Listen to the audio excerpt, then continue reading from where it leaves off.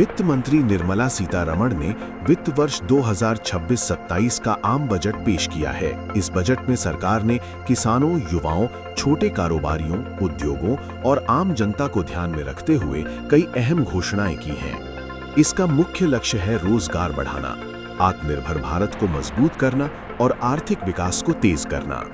Biopharma sector के लिए 10,000 करोड़ रुपए। सरकार बायोफार्मा यानी दवाइयों और मेडिकल रिसर्च से जुड़े सेक्टर के लिए नई नीति बनाएगी। इसके तहत अगले 5 वर्षों में 10,000 करोड़ रुपए खर्च किए जाएंगे।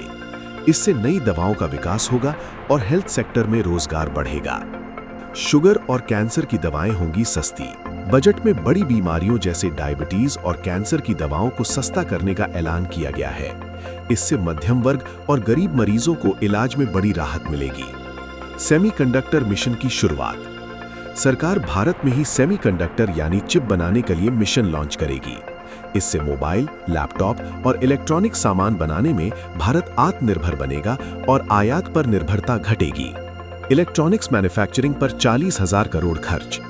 इलेक्ट्रॉनिक सामान के निर्माण को बढ़ावा देने के लिए सरकार 40,000 करोड़ रुपए निवेश करेगी। इससे देश में फैक्ट्रियां बढ़ेंगी और युवाओं को नई नौकरियां मिलेंगी। एमएसएमई और एसएमई को मजबूत समर्थन। छोटे और मध्यम उद्योगों को सहारा देने के लिए आत्मनिर्भर भारत कोष में 4,000 करोड़ रुपए अतिरिक्त जोड़े जाएंगे। साथ ही एसएमई के लिए कुल मिलाकर 10,000 करोड़ रुपए की मदद का प्रावधान किया गया है। 3 केमिकल पार्क और कई बड़े मेगा टेक्सटाइल पार्क। देश में 3 नए केमिकल पार्क और कई बड़े मेगा टेक्सटाइल पार्क बनाए जाएंगे। इससे घरेलू उत्पादन बढ़ेगा और भारत निर्यात में मजबूत होगा। खादी और हथकरघा के लिए गांधी ग्राम स्वराज पहल। खादी और हथकरघा उद्योग को मजबूत करने के लिए गांधी ग्राम स्वराज पहल शुरू की जाएगी। इससे ग्रामीण क्षेत्रों में रोजगार के नए अवसर पैदा होंगे। पुराने औद्योगिक क्लस्टरों का पुनर्जीवन। सरकार 200 पुराने औद्योगिक क्लस्टरों को फिर से विकसित करेगी। इससे बंद या कमजोर उद्योगों को नई जान मिलेगी। परिवहन और लॉजिस्टिक्स पर फोकस।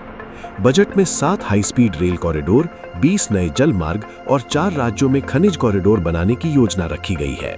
इससे व्यापार और परिवहन तेज होगा। शहरी आर्थिक क्षेत्रों पर निवेश। सरकार शहरी आर्थिक क्षेत्रों के विकास के लिए हर साल 5,000 करोड़ रुपए खर्च करेगी। इससे शहरों में रोजगार, व्यापार और बुनियादी ढांचे को मजबूती मिलेगी। बजट 2026-27 का फोकस विकास, रोजगार और आत्मनिर्भरता पर है।